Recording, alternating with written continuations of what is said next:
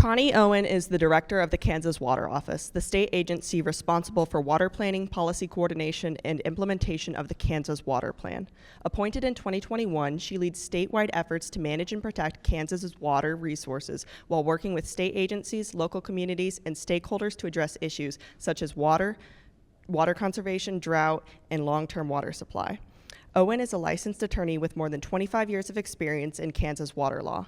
Before becoming director, she served as an administrative hearing officer in the Division of Water Resources at the Kansas Department of Agriculture. She holds a bachelor's degree from Emporia State University, and a doctorate, a Juris Doctorate from University of Kansas School of Law.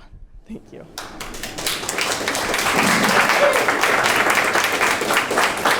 To start off with, this is the first thing I always tell everybody that wants to know how water is managed in Kansas. There are 3 main state agencies that handle water in Kansas.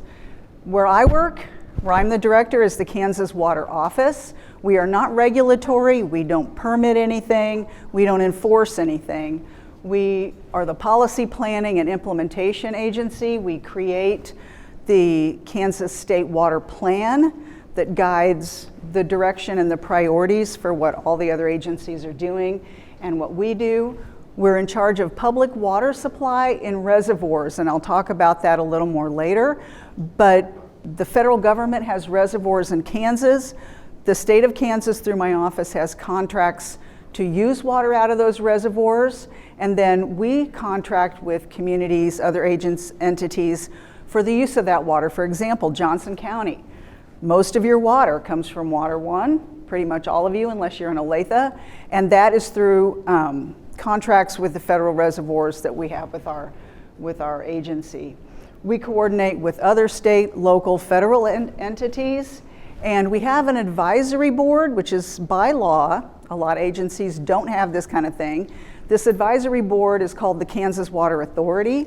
It's made up of 13 voting members. Most of them are appointed by the governor, some are appointed by legislative leadership, but their goal is to provide local voices, knowledgeable voices throughout the state that will inform policy, legislation, and how we spend money. So we have meetings of those periodically throughout the year. The next one will be April 8.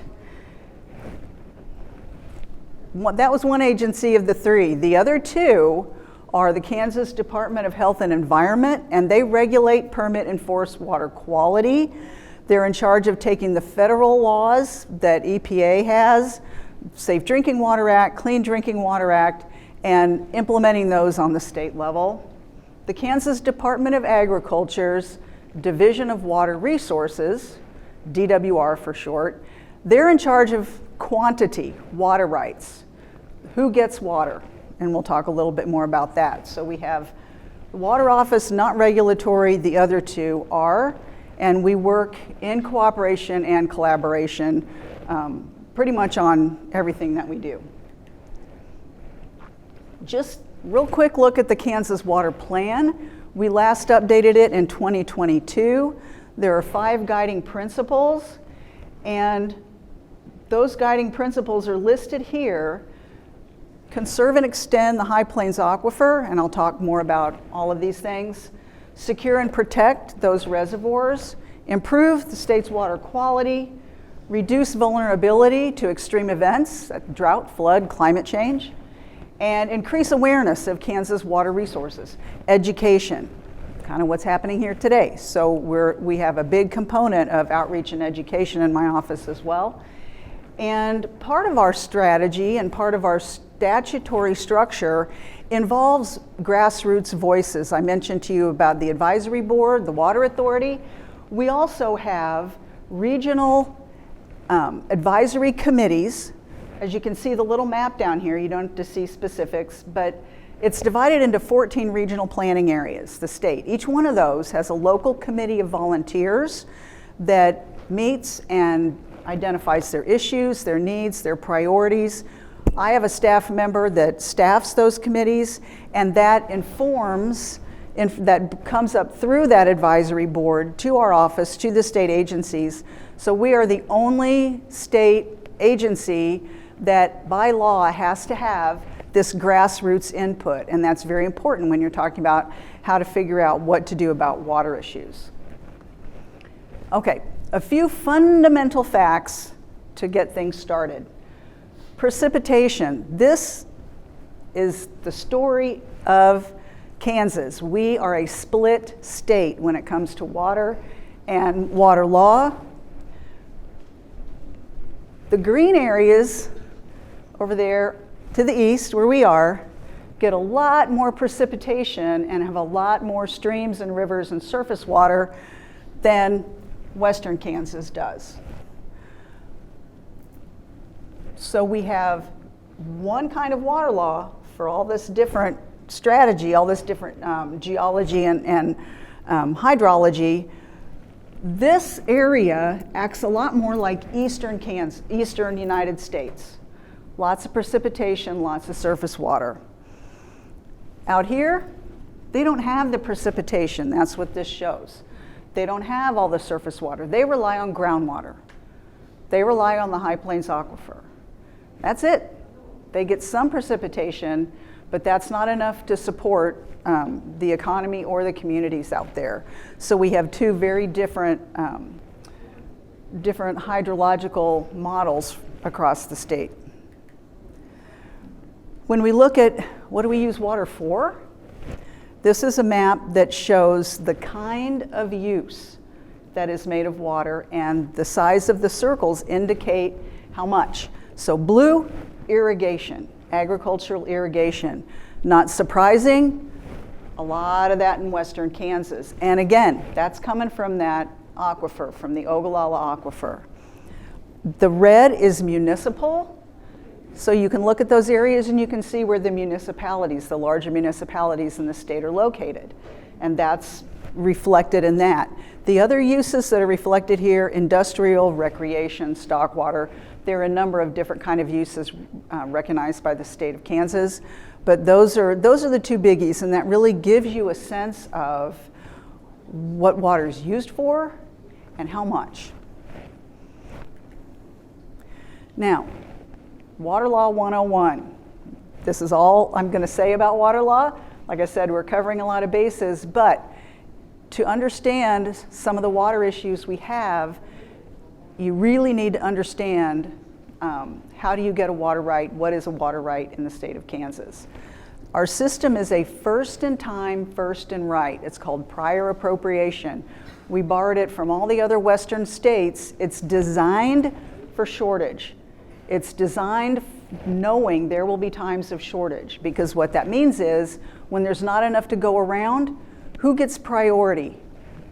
Those who came first. And there's a timeline of every water right in the state of Kansas, of where they are in the timeline. And every water right is subject to those that came before. And every water right has a better claim to water in times of shortage than those that came later. Water rights are for use. When you have a water right, you don't own the water. It's not your water. By law, water is dedicated to the public. But you have a right to use it if it's there. There's no guarantee that it's going to be there. But our water rights it's a weird word called usufructuary, and it means the right to use. You have to have a permit from DWR, from that agency that I mentioned. Unless it's like household use or a few very small examples, any kind of use of water, irrigation, stock water, municipalities, industries, everybody has to go through that agency and be evaluated as to whether, under certain criteria, a permit can be granted. The type of use is not relevant to priority. So if there's a shortage, if something happens, drought, catastrophe, whatever, or just overuse and there isn't enough over time, what you use it for doesn't matter. It's where you are in that timeline.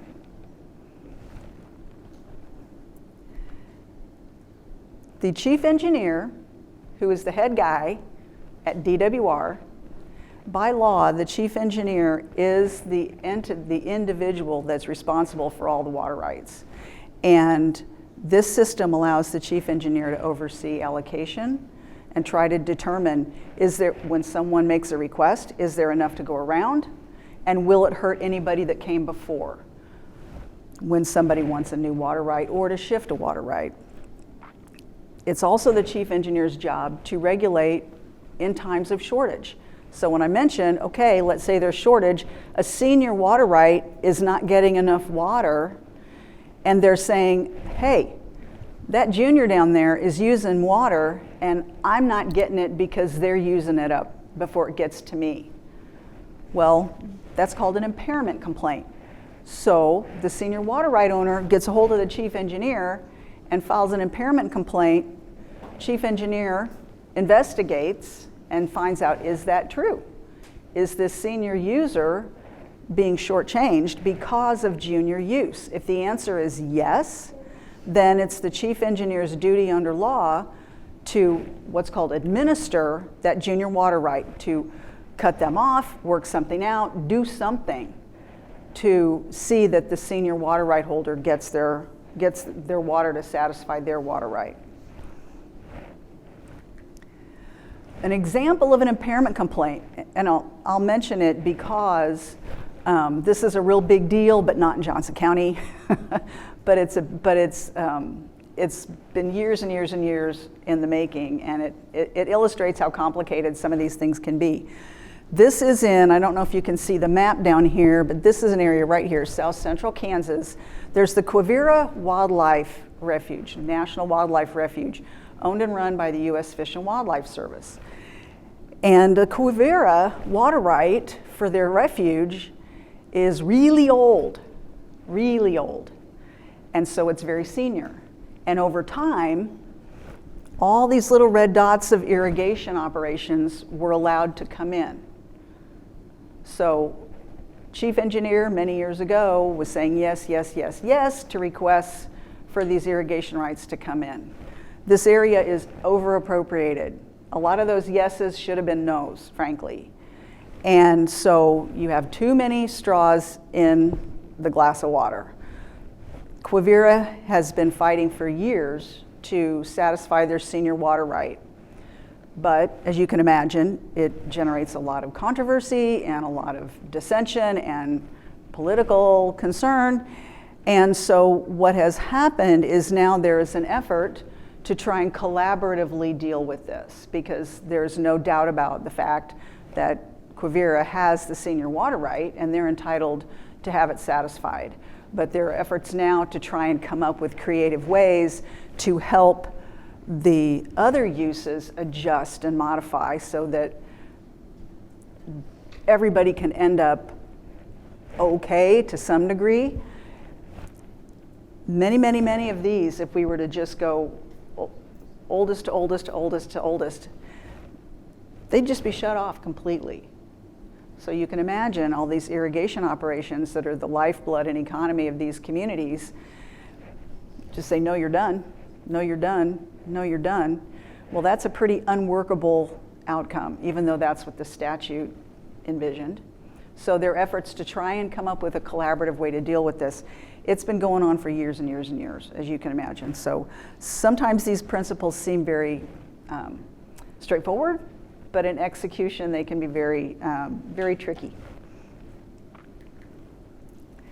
Now, as I mentioned with that Kansas Water Plan, it identifies three major big issues that I'm going to review with you today.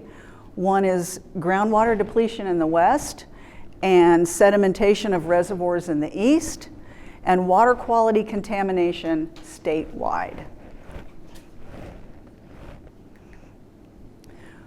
We're going to start with western Kansas. This is a map that shows what's called the High Plains Aquifer. All those shades of yellow are components of what's called the High Plains Aquifer. This is an underground water source that extends through 8 states. It's huge. It's like Montana down into Texas. This is the component of it in Kansas. And it has 3 different components in Kansas, and they are very different from each other. These 2 lighter shade yellows, This is the Great Bend Prairie Aquifer, or no, this is the Equus Beds Aquifer near Wichita. This is the Great Bend Prairie Aquifer in central Kansas, which is impacted by that whole Rattlesnake Creek Quivira National Wildlife problem. Those two areas, their hydrology is very different than the other. They recharge very quickly. So when the aquifer levels drop with a really good rainfall event, it'll fill back up pretty easily. Okay, so that is a much easier situation to deal with when there are problems. This yellow area here, gold really, is the Ogallala Aquifer component of the High Plains Aquifer. Some of you may have heard of it. It provides basically all of the water that western Kansas relies on. Irrigation, stock water, communities, housing, drinking water, schools, hospitals, all of it. It's a finite source, and it's not an underground lake. It's been described as like an egg carton where there are pockets of water in different geologic formations. It's not just like one great big underground source. So some areas have varying degrees of amounts of water under there and how easy it is to get to them, but it's finite. Over time, you use it and you use it and you use it, and it's going to go like that. And that's what's happening, right? So this is being depleted. And we've known it, and as a state, decisions were made in the 50s, knowing this, to say, well, we could really get an economic boom out of this thing, and it would take probably a long time before we had a problem, other than keeping it in balance and restricting how much of an economic boost we can do. So they said, you know, let's go ahead and use it. So, inevitable, we get to the point, and we're getting there now, and we are there now in a lot of places, where so much has been used up that it can't be accessed. And everybody in reliance on the Ogallala Aquifer is in pretty dire straits. They're looking into the future going, how are we going to do this? Do I have another generation left? Do I not? And what happens when it runs dry? You can't replace it. This is a map created by the Kansas Geological Survey, and it's called their estimated usable lifetime of the aquifer. You can see the blue areas. That's where I was telling you there's a lot of recharge and we're not really worried about it. As you get into the yellows, reds, and the browns, that designates, in general, how much time is left at current using rates. So yellow is 50 to 100 years. Red, or the orange, is 25 to 50. Red is under 25 years. And brown is, you're kind of done. So this is really a crisis, and people are trying to deal with it. We have a lot of strategies. It would be possible for the chief engineer to designate certain areas and really, really restrict usage, big top-down, big hammer from the state. And there's been an effort to try not to do that, to try and help people adapt, use water differently, use less water. That's the only way out, is to use less water. So we have a shining example of some promising behavior. So for each of these things, I'm going to tell you things are really horrible, and then I'll give you some good news about it. So these designate the 5 different groundwater management areas in the state. They were created to help deal with depletion in their particular area. They're a local entity, locally elected, but they don't have regulatory authority, but they have a lot of collaboration with the state, and they have a lot of influence and impact. Up here are the heroes of the day. Up in GMD4, and you might remember when we looked at that colored slide, a lot of that was brown. or getting close to brown. So there's a new law as of 2013 that said, okay, if you're a groundwater management district, you can come up with your own plan to cut water use back.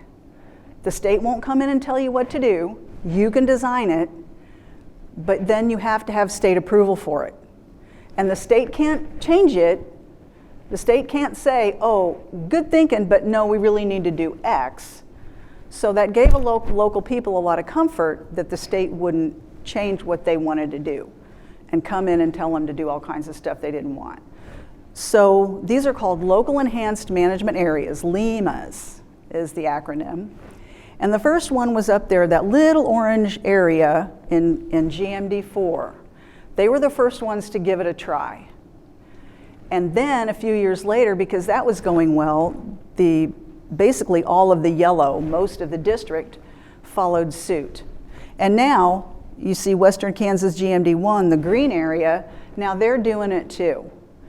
And what I want to tell you about this is, this was a plan, and they each kind of have their own plans, where they designed how they were going to restrict their own water use. And this is basically all irrigation, right? The communities use so little it really wouldn't have an impact. This is irrigation use. So they came together and they said, okay, we're willing to take a cut of 15%, which is huge. That will be their goal in 5 years. Pair that with growing different crops, using precision technology, using things like soil moisture probes, using satellite technology, using tools that can tell them, do I really need to turn on the pump today? Or can I wait another day or another week? Their initial goal was 15% reduction. They've now renewed their plan voluntarily 3 times for 5-year periods. They've cut their use by 30%. And they're very proud of it. And most importantly, they are as profitable or more. Because what happens is when you take the steps they were taking, you're reducing your input costs. So their yields may not be bigger, but their profitability is higher. So like I said, these are the heroes. They took the first risk, and they proved that this is something that works and is helping. Their water levels have been declining more slowly. It's having an impact. Whether it's enough for a long period of time is a different question. This is what we need people to do. So it's spread to this other GMD. They're excited about it. Now they're getting their second one under review. And down here, GMD3 in southwest Kansas, where if you remember the blue bubbles, that's where huge withdrawals for irrigation are happening. And it has been the most severely depleted. They're trying to get one started now. There's a draft that they're having a lot of public input and meetings and everything.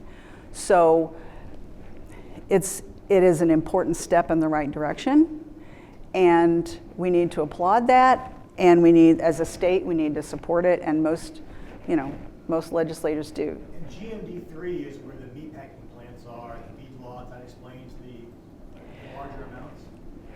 Yes and no. Okay. There are a lot of meatpacking plants down there. There are feed yards. There are also a ton of feed yards up at GMD1. Now, that does explain some, but it's mostly irrigation. And when you think about it, what do those cattle need? They need food, right? So that's the hopeful direction, but this is as clear a problem as anything could possibly be. They have to use less because we're on a path to zero. And if that happens, then the economy of Western Kansas tanks. Why should you care? You're in Johnson County. Because that economy supports the state coffers and is a huge element for our state GDP. If that goes under, then who's going to be left holding the bag? It's going to be Eastern Kansas. And another important reason for Eastern Kansas to care about that, even though it's not on this map, The Kansas River comes through here. You can kind of see the squiggly lines there. It is formed by tributaries to the west. Streams and aquifers are connected. When you deplete an aquifer that's near a stream, it's going to pull water down out of that stream.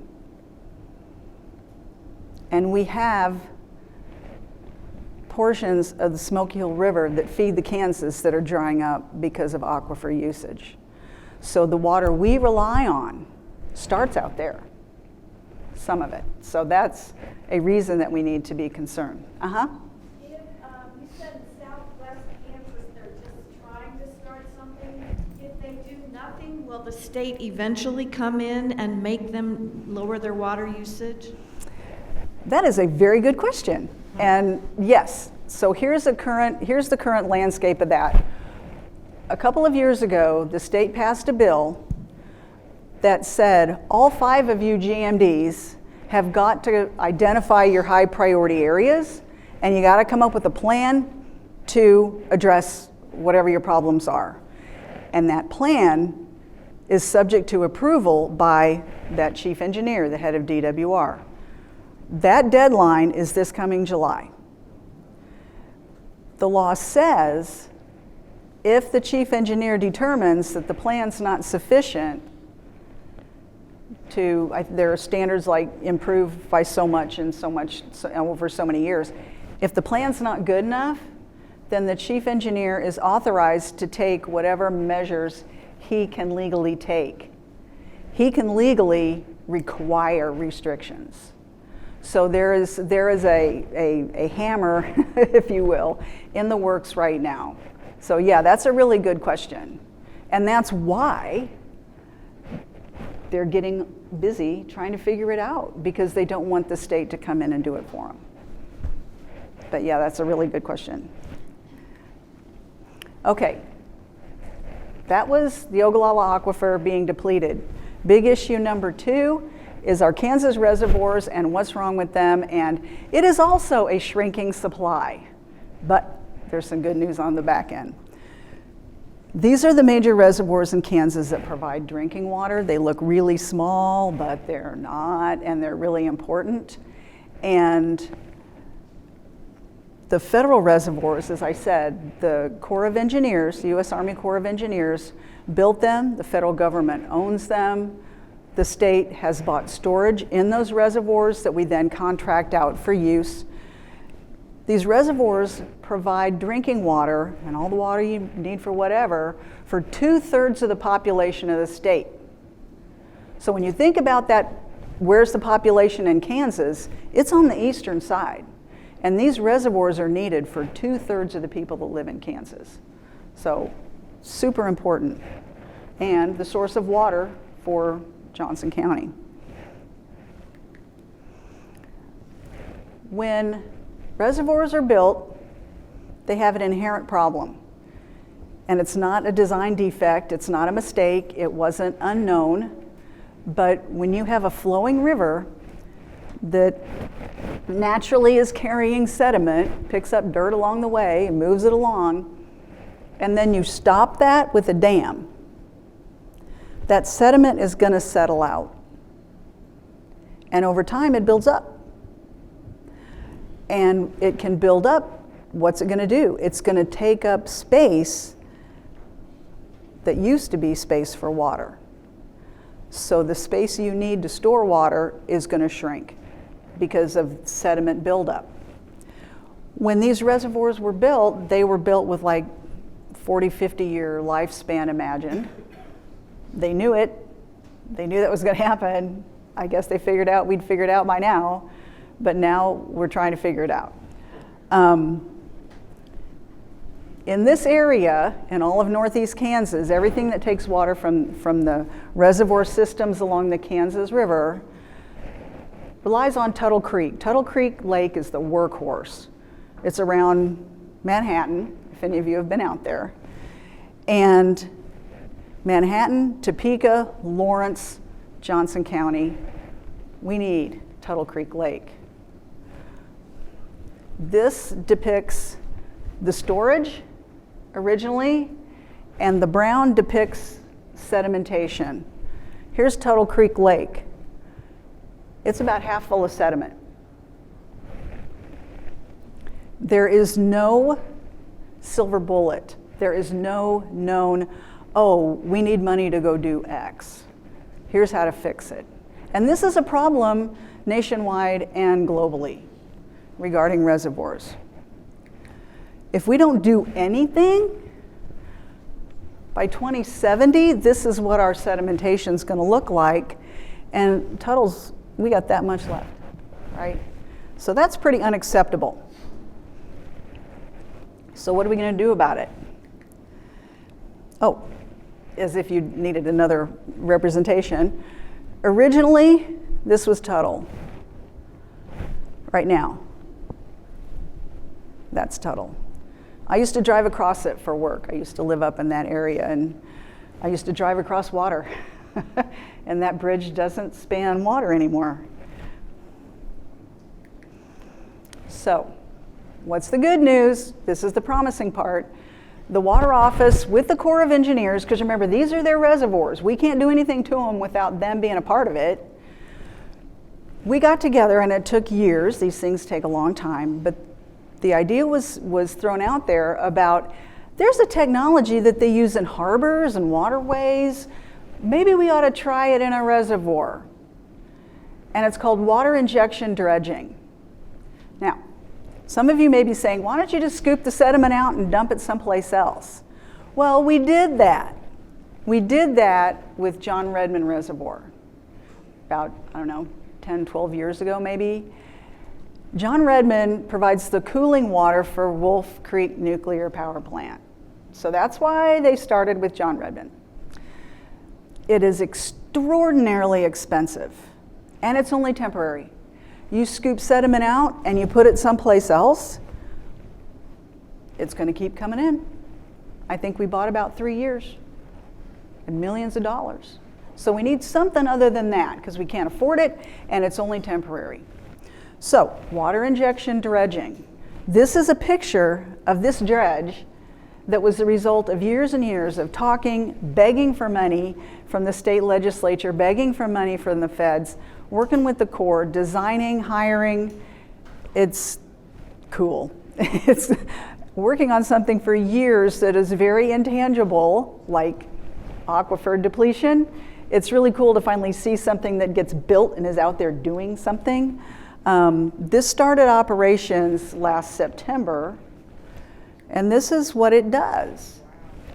It has this bar that drops down to the bottom, and it injects under high pressure. It's spraying water out that stirs up the sediment at the bottom a little, not a lot.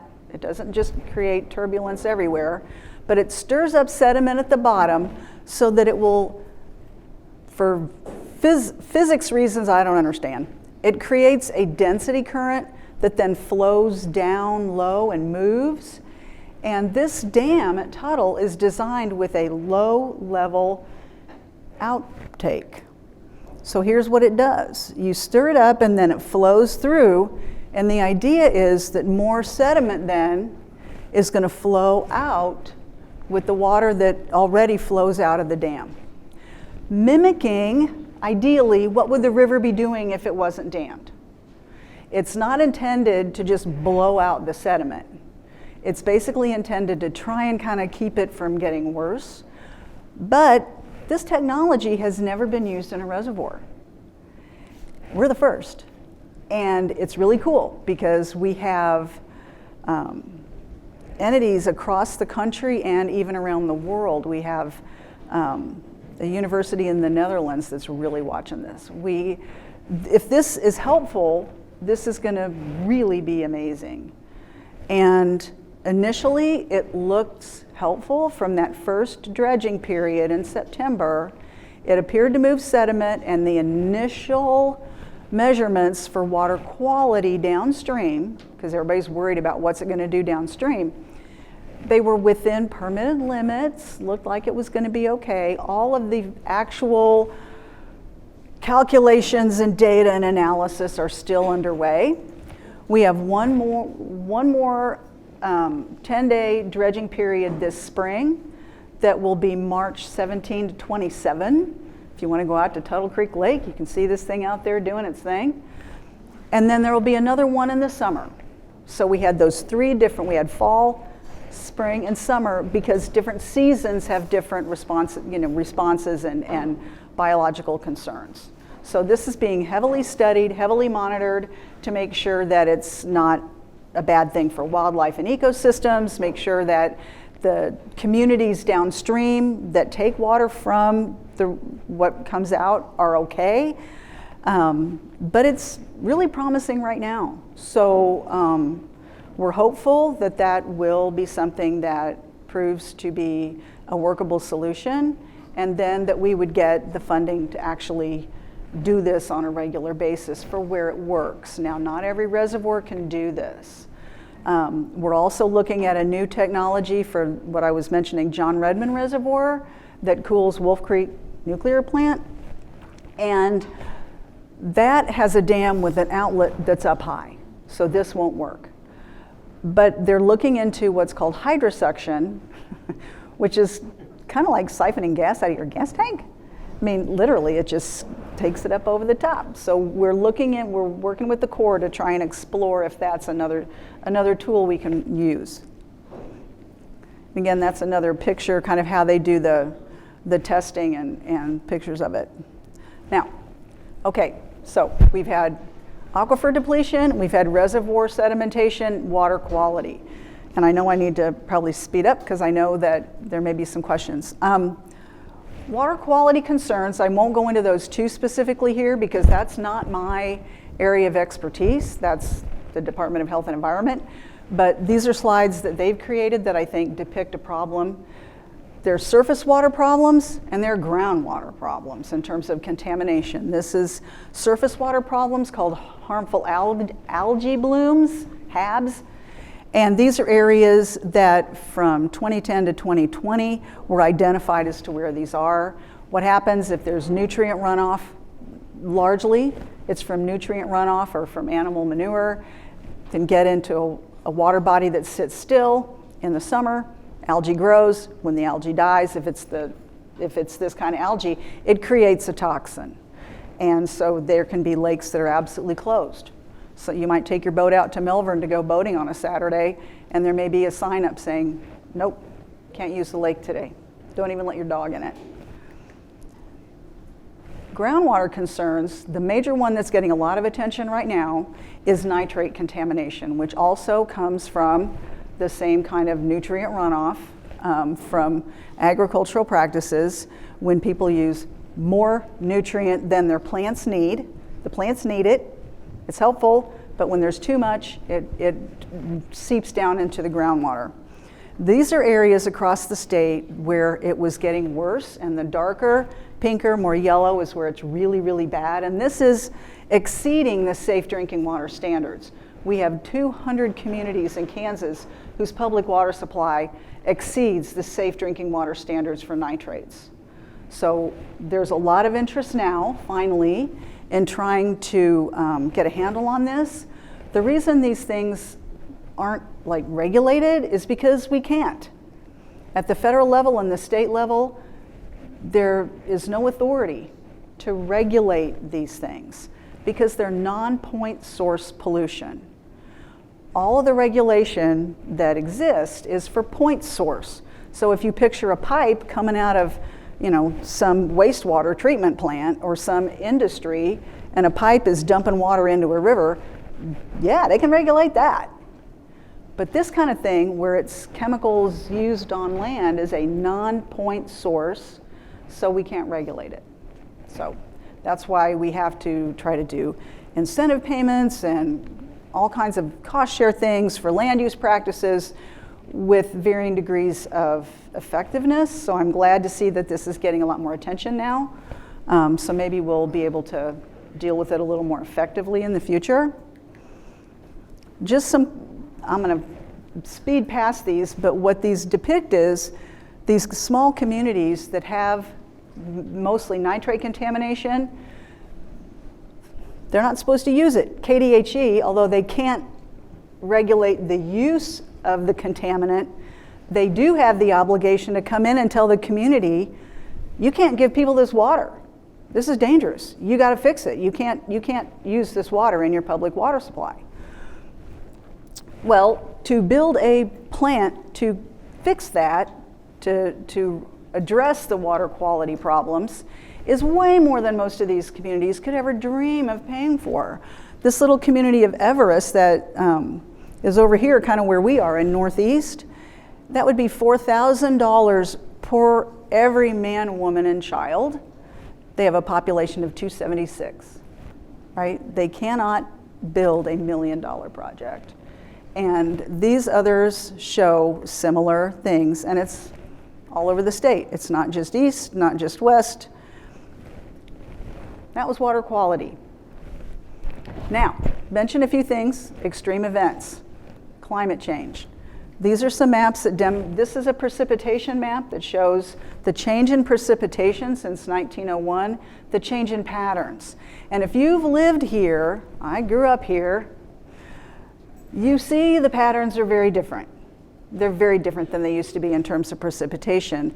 And what we're expected to see are continuing patterns of more precipitation in the east, but in larger extreme events, not those long soaking summer rains that we used to get.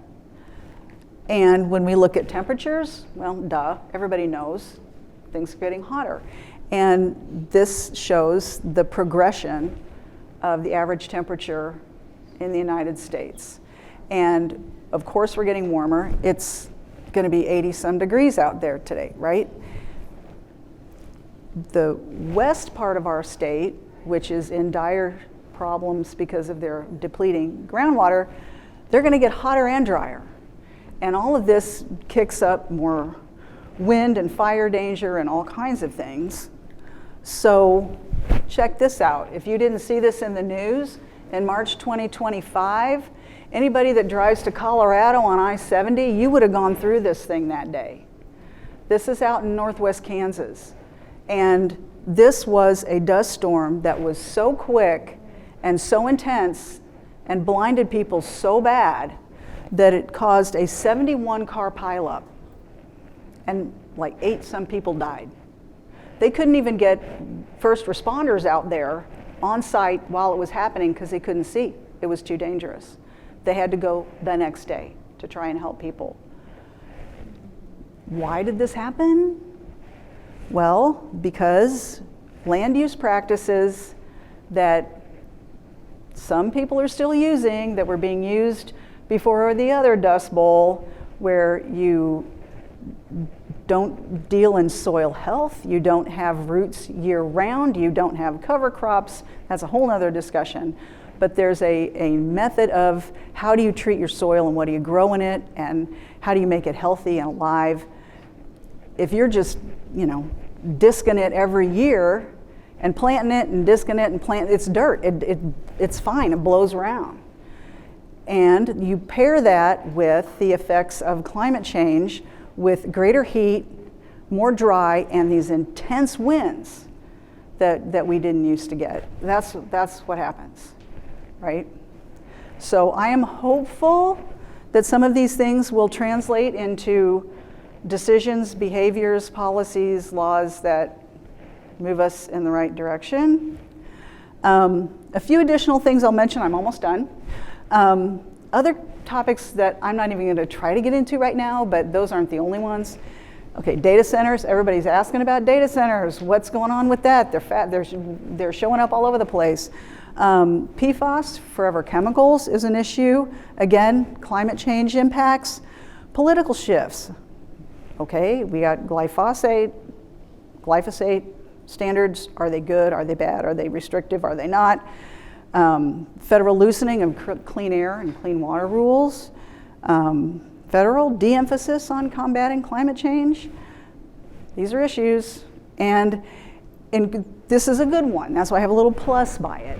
There's an increasing interest in municipal water reuse, for municipal systems to be reusing water instead of just using and using and using. And Wichita is big into this. Garden City, way out there in southwest Kansas, is doing a great job with water reuse. So some of our municipalities in water-stressed areas are really, really trying to make that happen. Last slide, what can you do? These are some of my random thoughts. This is not an exclusive list, but these are some things that came to my mind to throw out for your consideration. Of course, pay attention to what's in the news and what's happening and who's deciding what. Share your thoughts with elected officials at every level, right? Demand and support solid leadership.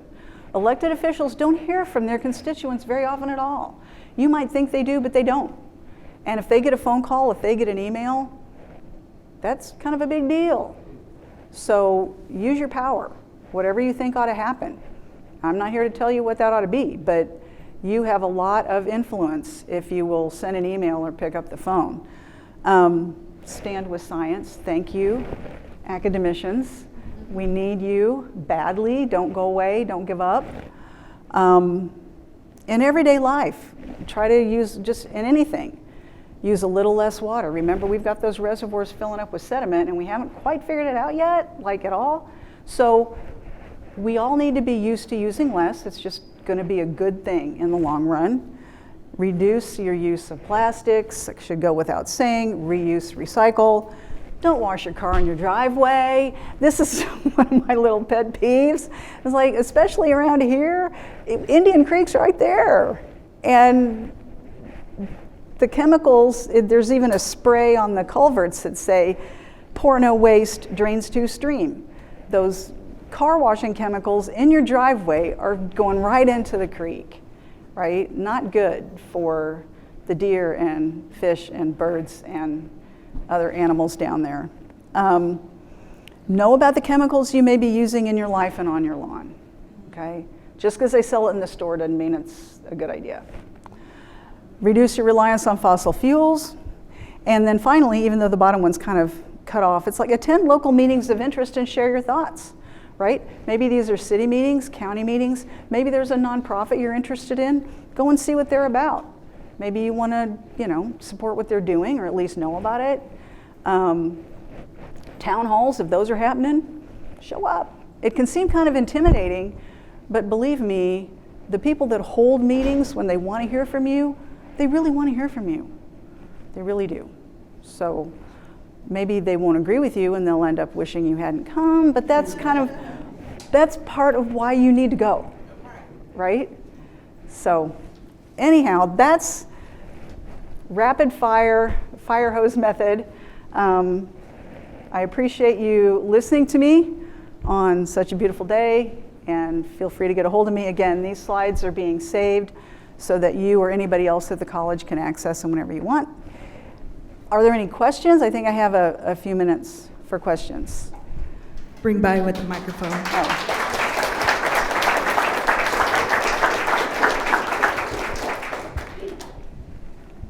First off, thank you so much. This was so informative and great, and I'm sure I speak for every woman saying that I've learned a lot today. I have a lot of questions, but I'll just stick to one. Is Kansas partnering with neighboring states like Colorado or Missouri to kind of address some of these issues? Like, how are water resources being talked about collaboratively? Okay, so the question is about collaboration with our surrounding states.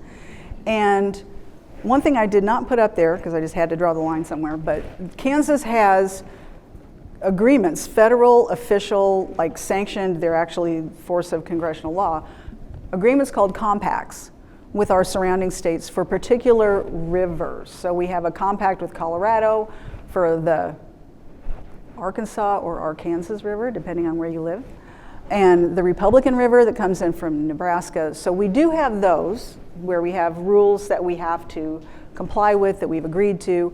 We do collaborate to the extent that we can. Water issues tend to be very state focused, like water law that I was telling you about, first in time, first in right, water rights. Every state's different, so those are all different. But we do meet with the other states around us. We also these different agencies that I mentioned, we're all partners in some national or partly national organizations like the Western States Water Council, where water officials from all of the western states, like from Kansas West, we get together and share ideas and solutions and problems. And so we do try to work with them. Depending on what the issue is and politics and whatnot, we may or may not make a lot of headway on something. But for example, in Southwest Kansas, a water quality issue is uranium. There's a problem with uranium increasing in concentration in water coming across from Colorado. So a few years back, water officials in Kansas got a hold of water officials in Colorado and said, let's talk, leave your lawyers at home. And it was really great. So the idea was, let's not get in a fight. Let's try, you got a problem, we got a problem, let's try and figure it out. So that does happen sometimes.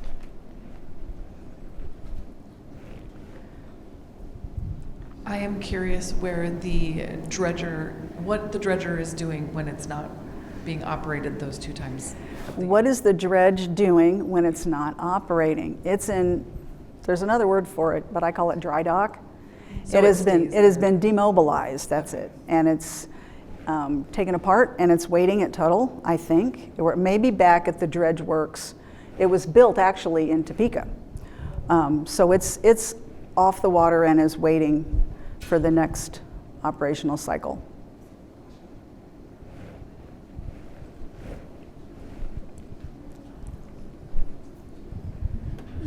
I actually have 2 questions.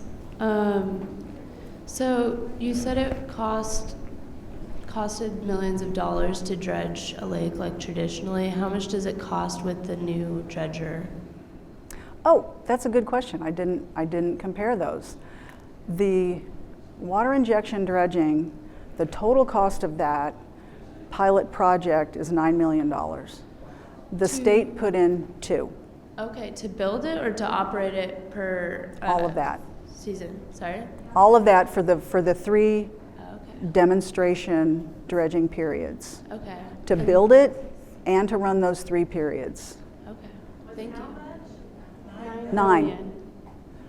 And conventional dredging was tens of millions, Okay. just for, one-time deal. And then I've actually been to a lot of the reservoirs in Kansas, and I mean, for example, like Wilson Lake, Tuttle Creek, and Clinton. There's a lot of farms around there. So how often are they collecting data on groundwater runoff into the lake? Because I see a lot of people fish there and eat the fish from there. I don't, because that's the other agency as to how often they're sampling and testing water. I don't know what the frequency is, but I do know that they do test in the lake, and I think it's the responsibility of the lake managers to do that, but I could be wrong. They're testing for quality in the lake or in rivers, but we don't test what's coming in, if that makes sense. We don't have a measure You just test what's of already what's in there. coming off the ground. What agency tests for that? Department of Health and Environment. Okay.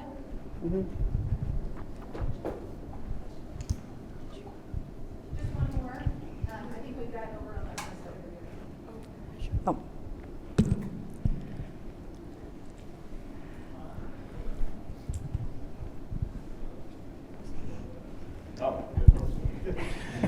So the slides for Southwest Kansas and Finney County, the big aquifer deletion, a lot of that is for the feedlots, which you said, which is going for field corn to feed the animals that are getting killed and processed in those plants. And people don't really know how much water it takes to produce a hamburger or a steak. So here's my question. Those people pay for the infrastructure, but not for the water, correct? Water's a public resource? Correct, but let me clarify. Well, my question then is, if water was treated like other things we take out of the ground, like gold or copper as a private resource that the businesses would be required to pay for, would that get us farther toward the goal of conserving for 100 years from now? Well, that's very interesting that you would ask that, because that was actually an issue in the legislature, big and bad, just a couple of years ago. The idea of basically, should there be a fee for the water you use? For example, if you all get a bill from Water One, there's a bill on there for using the water. It's maybe like 24 cents, because Water One has to pay for the water and all that. Irrigation does not have a fee for use.